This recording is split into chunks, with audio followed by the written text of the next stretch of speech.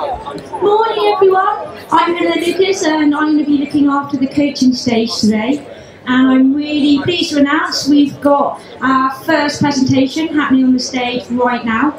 And it's basically the GJW, I have to get my teeth into this, the GJW Direct SailJuice Winter Series Prize presentation. And this is going to be done with Andy Rice, sailing journalist and editor of SailJuice, and Simon Lovesey, IT expert and founder of SailRacer. And I believe it was Andy's brainchild, the series. So Andy, can you tell us a little bit more about it, and then we'll get into the prize presentation. Thanks, Helena. Yes, this is the 8th edition of the GJW Direct SailJuice Winter Series, and we already had some fantastic events going on through the winter, and they've existed for many years, in some cases I think maybe the Bloody Mary 40 years or so. So we already knew that they existed, but the thing was, you sort of stuck your nose above the duvet on a cold morning and you thought, I'm going to go, or maybe I won't bother. The forecast doesn't look great, I'm not going to go. If you tie those things together into a series, it just gives a little bit more of a boost for people to want to get out of bed that particular morning. So that was the original impetus for the series. Simon Lovesey, who's also here, he wanted to introduce a few innovations. He got on board about a year or two after the first edition. So we've got advanced online entry, which has really built up the numbers that now compete in the series. And with the help of Andrew Craig of Queen Mary, who's also here and we'll be speaking to a little bit later, and his Great Lakes group, we've got our own set of handicap numbers, adjusted from the original RYA numbers, but we wanted to move things along a little bit more dynamically and give every class a chance of winning in the right conditions. And I'm pleased to say that this year, for example, in the top 10, we do have 10 different classes finishing in the top 10. So there's some vindication of the great work that the Great Lakes group are doing there. So it's a number of things that have all come together, and now after 8 editions, I'm really pleased to see the kind of momentum that the series has built up.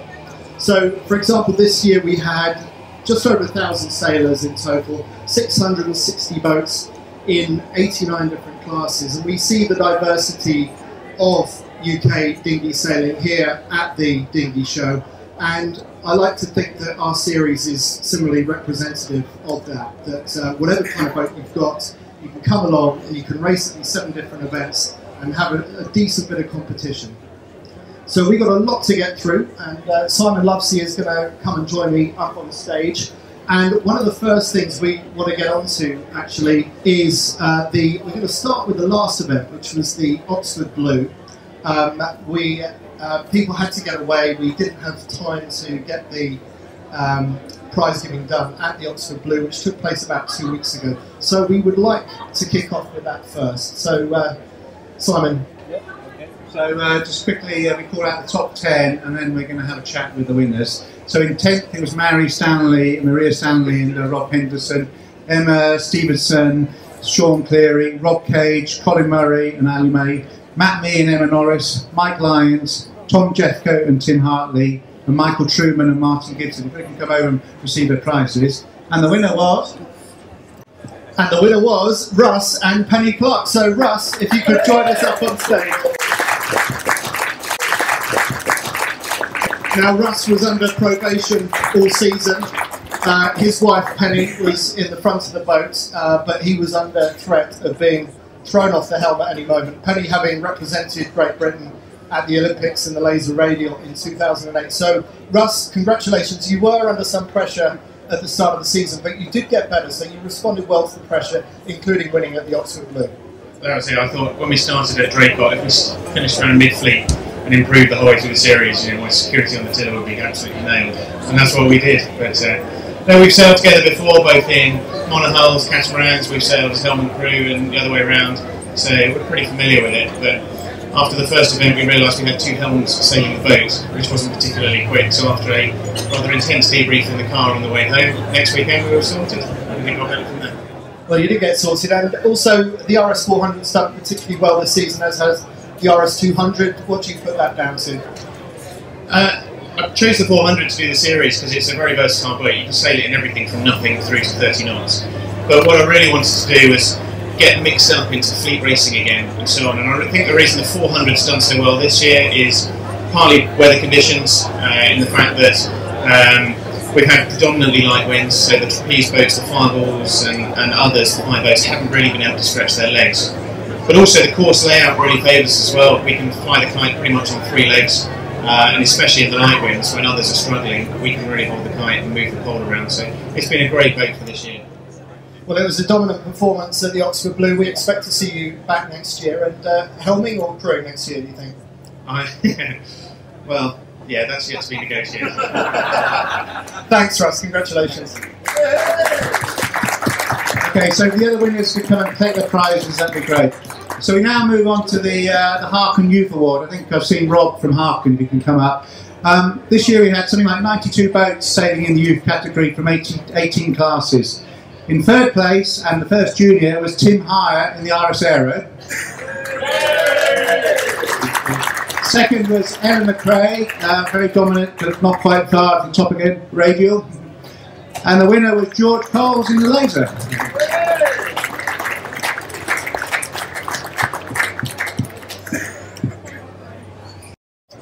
So while the Harken Youth Prizes are being handed out, let's go back to the start of the series, and it was back in November, and it was the Fernhurst Books Draycott Dash. And we had 109 boats, which was pretty much almost out to capacity. It was a fairly light wind affair, and someone who put down their marker very early in the series as a potential winner was Craig Williamson in the laser. So Craig, if you could join us up on stage. Round of applause for Craig. Fantastic performance at Draycott and a very good performance throughout the series. Craig, you keep on coming back year after year. What brings you back to this series? I think it's just a really good way to have a focus over the winter, and it's also really nice to see the same faces at the events every week. There's a really good laser fleet within that as well, so our own sort of little laser fleet races within the handicap races. So yeah, it's really good. It's quite difficult when you've got a lot of other boats of your own type, other lasers that you've got to have a fleet race with, but also be racing against the clock. And you're particularly good at this stuff. We see you crop up time and time again at the front of the fleet when you've got those 2 different battles to fight. What are your sort of tactics for this type of racing? Yeah, I think the tactics change quite a lot because you often, especially on the start line, you often don't go for what would normally be the best start. You have to go for clear wind, especially when there's a lot of bigger boats than the laser around. It's often just about trying to find some clear wind around the race. Well, Craig, you're obviously very good at it. Thanks very much. Round of applause again for Craig winning the Fernhurst Books Draycott Dash. Okay, so we're now into the Girl Lady Award. I saw Mike Pickering from Girl, if he could come and join us. This Girl have been very supportive of the series, and this year we saw 57 boats with lady helms and numerous crews in there. So in 3rd place, Alice Woodings in the radial. I'm sure she's here. 2nd place, Eleanor Craig in the radial, another name you keep seeing. And overall winner, these two had a very tight tussle, was Anne Jackson and Enterprise. I think they were 2nd and 3rd, so the wrong way around.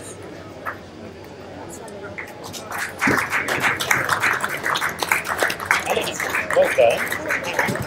Go away. I've got to sort of because I'm really because you're all on your own. And here comes Anne.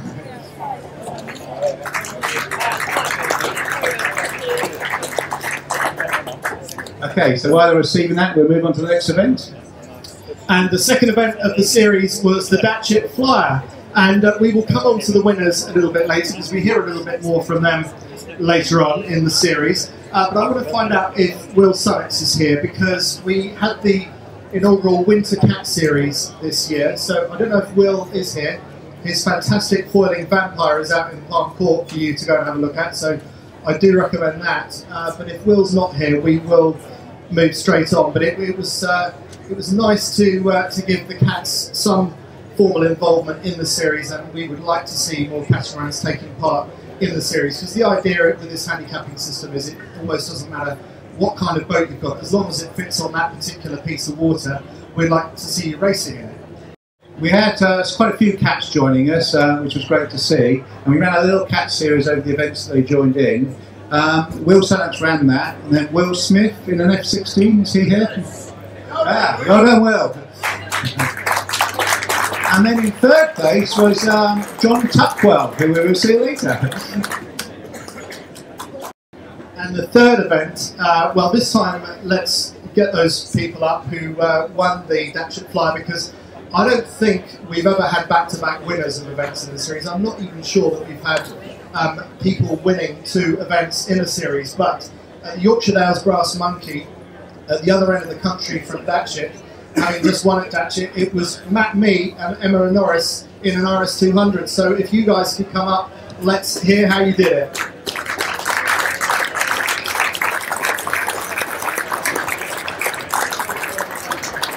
Congratulations, join me up on the stage. And so Datchet and then Yorkshire Dales. Firstly, that was quite a big drive. And how do you manage to do it so consistently? What was the secret at Datchet, do you think? So at Datchet, with the kind of lighter winds, and I think we're quite good at kind of circling around and just keeping the speed up and going. And Matt, was a long way to drive, but it fitted in quite well with your Christmas plans. That was part of the reason, wasn't it? Yeah, this is true. We luckily we live in Reading, so that's super close. And then for Christmas we're back home to Mum and Dad's, Rochdale and Preston, so probably about an hour away to go to Yorkshire Dale. So that fits in really nicely. Burn off a few of the Christmas calories. And, it's always a nice one to go to up there because it's out in the middle of nowhere. Lots of old friends up there, and it's a proper winter event. It's really fun. And you won there last year, so you've won there 2 years in a row at Yorkshire Dales. So you are going to start affecting the RS200 handicap, aren't you? This is the problem. I got a few texts midway through the series to say, what are you doing? Stop it. It's not, you're going to ruin it for everybody else. So that's fine. Keep on ruining it for everyone else. Well done, and we'll see you a little bit later as well. Thank you. So now we are on to the Allen rankings. But Simon, if you could describe that for us, explain how it works. Okay, yeah. So this year we've been pleased with the support of Allen Brothers. We've done a number of things with them. Firstly, their support of the media, and you've seen some fantastic pictures with Tim Olin. We've had nearly 2,000 pictures.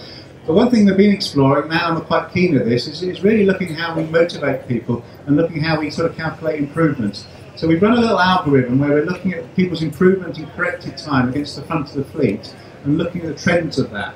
And that gave us a number of interesting things. Sometimes the winners were up there and sometimes they weren't. I don't know if Liz or Lindsay from Allen are here. So Liz Adams, the MD, so thank you for your support, Liz.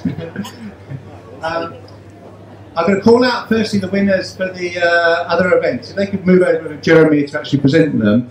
So of individual winners, at Draycott we had the 4,000 of John and Sam Knight, Datchet, Musto Mark Cooper, Yorkshire Dales Solo Colin Mather, D0 of Kevin Mole at Grapham, the International Moth at Rutland. Interestingly, the Moths struggled at Rutland, but on our Allen rankings they actually did very well. So it's nice to sort of turn the tables on that. And at Oxford, the RS 7 of Paul Robson. If they could come over and accept the prize from Jeremy Nicholson, that would be great. And then second joint was Nigel Austin in the D0. The RS 7 Nick Craven, I know they can't be here. Is Nigel here? He'd come up. And the overall winner was Craig Williamson. Nigel.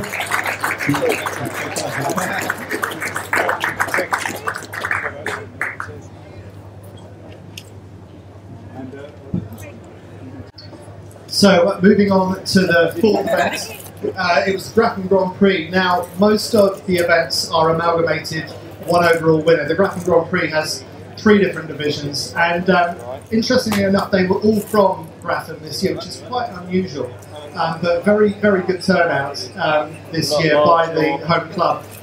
In the fast handicap in an F18 it was David White and John Sweet. In the medium it was an RS600 David Gowdy, and in the slow it was another RS200, but this time sailed by Ben Saxton and Izzy Hamilton. I don't know if Ben is around. I know Ben's a busy boy, but Ben was our Rio 2016 representative last summer in the NACRA 17 catamaran, but he loves coming back to racing traditional UK dinghy racing fleets, and so he did very well there.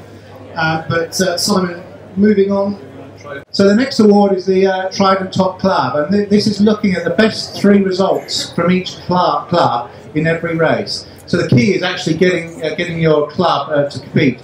We saw 278 clubs competing, and over the course of the season, 4 clubs actually topped the table. In 3rd place, winners of last year were BURGHFIELD with 20 boats out there. 2nd place, who came quite late to the party, were Northampton, and the winners this year were Datchet with 21 boats. So if I can call upon Gabrielle, the manager, to accept their prize.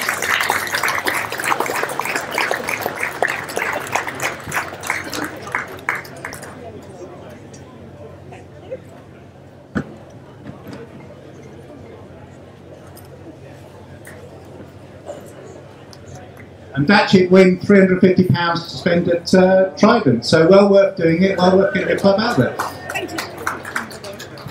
Thanks, Gabrielle. Congratulations. And just down the road from Datchet, the next event in the series was the Bloody Mary. 287 boats this year. Very, very light winds. And some unusual winners. The Firefly of Alex and Thomas Daly. I don't know if they're here, but congratulations to them. Fantastic to see the Firefly rather than one of the fast boats win for a change. It's been a bit of a fast boat race in recent years. And then we move on. Oh, it's the Great Lakes, that's right. So we segue into Queen Mary's own Andrew Craig. So Andrew, please join us up on stage. And got to thank you so much. You've been involved in this series since day dot. Yep. And one of your big contributions among many has been running the Great Lakes numbers. Tell us, where did it start from? Just recall some of those big number changes in the first season and where we are now. Yes, thank you, Andy. We started changing the numbers 5 years ago when the series was 3 years old, as you mentioned. So at that stage we had 3,000 race results to base our analysis on. So we started with very much a data-based approach. But as everybody knows, you can't just follow the numbers because Andy's been mentioning conditions, wind light, wind strong, but also the development classes. The faster boats are always the newer boats. So we took a radical approach and we said, what do we think the right numbers are given the data we've got? So we made some big changes that first year. We generally moved the slow boats slower. We generally moved the faster boats faster. We opened up a gap of 10% against the RIN class numbers. And that means, you know, the 800s and the 14s, they now had to sail 6 minutes faster in an hour versus the laser. That was the big step we made. And since then, we've just been tuning and tuning and tuning. This year, we'll meet and decide what we do about the RS200. Don't worry about that one. And we will peg a few numbers. But this year, we're looking like maybe changing only 17 numbers and only maybe by up to 1%. So it's a radically different situation to what it was when we started. Fantastic. Well, I'm delighted with what it's done for handicap racing. I think we've seen much tighter competition since the Great Lakes numbers came in. So keep up the good work. Thank you. Yeah, that's very kind. And just at Yorkshire Dales, Matt Mead beat the laser in the final race to take the event by 1 second on corrected time. It wasn't an easy run for them. Thank you. Thanks, Andrew. Simon? Okay, so the next special category is the Dinghy Rope Top Class, and thanks for Dinghy Rope for supporting us. This, again, like the Top Club, is based on the best 3 results from each class in every race. In 3rd place was the Fireball class. I think we got Chris Turner, of the chairman, to accept the award. Dinghy Rope have kindly provided some vouchers, and we'll actually be distributing those to members of the fleet. I think it was Isaac Marsh, I don't know if Isaac's here, who's won that. Chris, I don't know if you can come and join us on the stage. In 2nd place was the RS200s. At one point, it looked like they were going to win. I think there's a representative of the RS200 class, if they could come up. And the winners, defending champion, again with the laser class. I think I saw some laser representatives, if they could come and join us on the stage.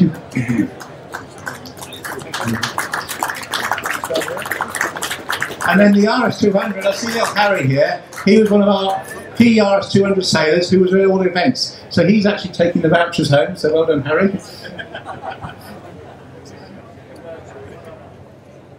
But interestingly, as this award gained momentum, it was exciting to see how the classes took it seriously and getting more boats out there. The key is to get the boats out there. We did 3 boats. It doesn't have to be any 3 boats. It's the 3 boats that we take the results from. So thanks very much.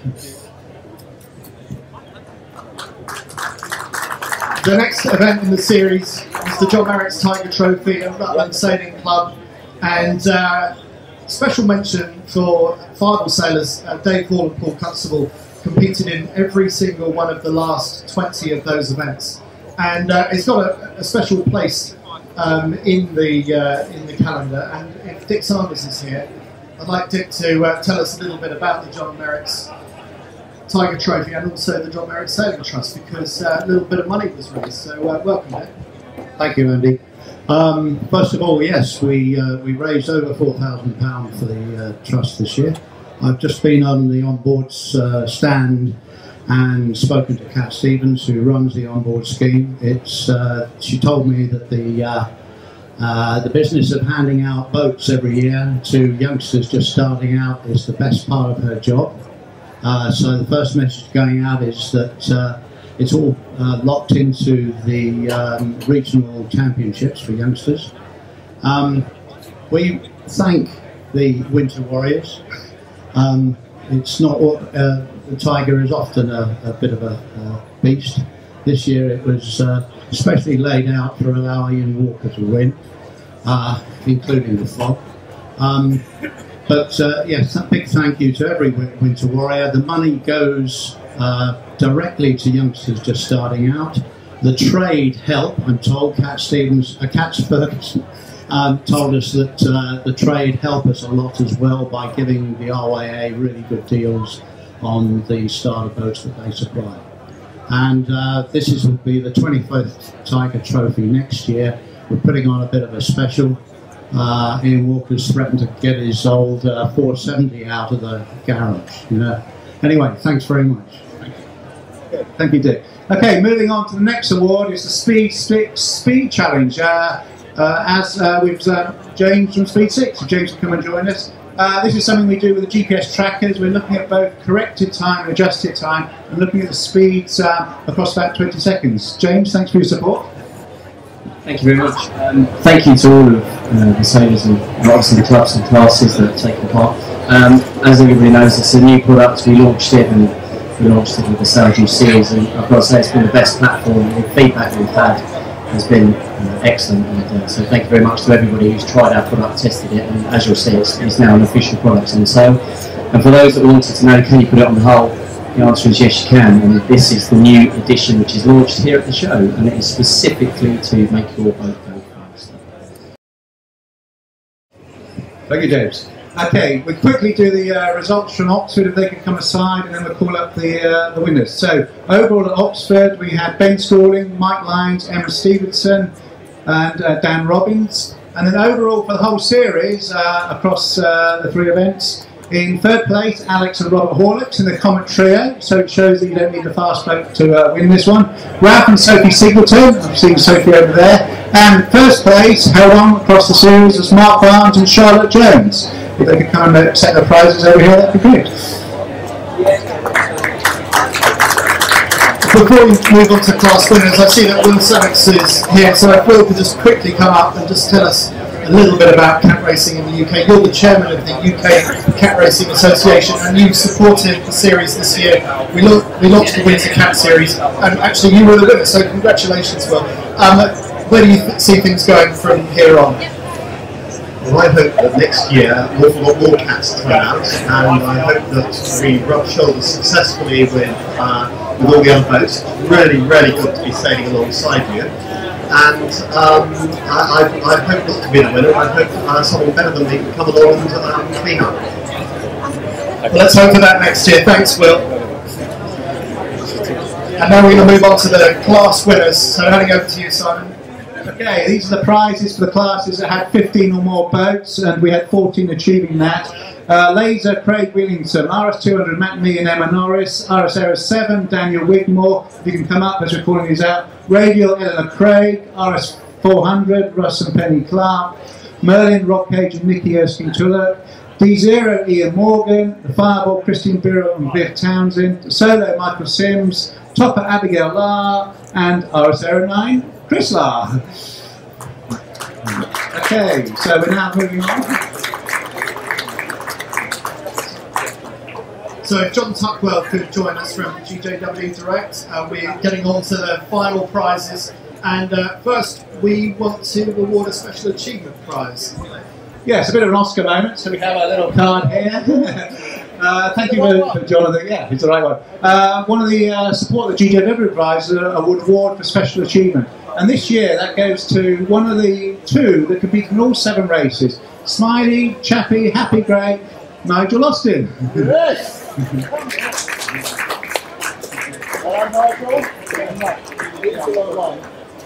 Nigel, what brought you back to every 7?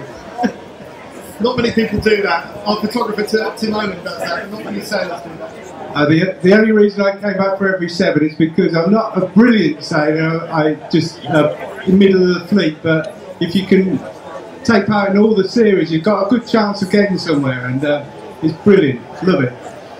Thanks, Nigel. Okay, well, thank you, John, for your support. If you want to say anything. Just to say that on behalf of GJW, we're more than happy to be involved with the SailJuice series. We'd like to thank Simon and Andy and all those that support the series, especially all the competitors. The turnout's been fantastic this year. It's real good grassroots sailing, which, as I say, from GJW's point of view, we very much like to support. But no, it's been good. Thanks for your support, John. And now, on to the final top 10 for the overall series. So in 10th, in the final, Kevin Hope and Russell Thorne. Please go up and get your prizes. Alex and Robert Horlock in a Comet Trio in 9th place. In 8th place, we spoke to him earlier, Russell Clark and Penny Clark in an RS 400. Last year's winner in 7th, Ian Dobson in a GP14 sailing with Gemma Marshall. In 6th, an Osprey, Phil Meekins and crew. 5th, Michael Sims in a solo, another previous winner. In 4th, Tom Jeffcote and Tim Hartley in a Scorpion. 3rd, looked like he might have been winning at one point this year, Craig Williamson in a Laser. He'll do it one day, will Craig. 2nd, on his honeymoon, not here today, Ben Schooling, Musto, Skiff, also done very well, the top 3 a couple of times in this series. But the overall winners, let's have them up again. It's the RS 200 sailors, Matt Mee and Emma Norris. Congratulations to them.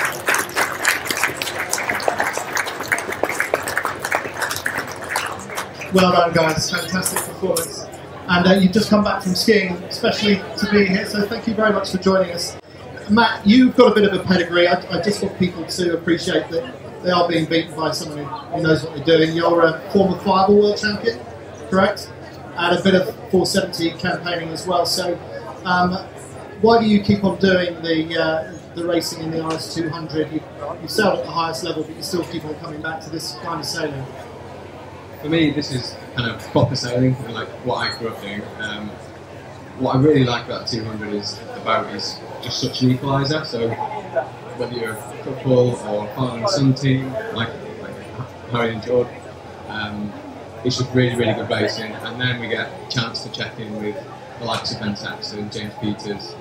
At the Nationals, we get 100 boats. So for me, it's the best double-handed class in the UK. It's the most competitive. So that's why we keep coming back and doing it. It's a really good time. Fantastically well sailed. So please accept your prizes from John Tutwell and winners of the 8th edition. So thank you very much for joining us. We intend to be doing the same 7 events next year. No major changes. We think we have a pretty good formula. We hope you agree. The numbers seem to suggest that it seems to be going the right way. So thanks for joining us, and we will see you for next winter. Thank you. Andy and Simon, thank you so much for that impeccable timing. I can't believe you managed to hand out all those prizes in just half an hour. And congratulations to all the prize winners. And it sounds like an absolutely amazing event, and hopefully you'll have even more interviews next year.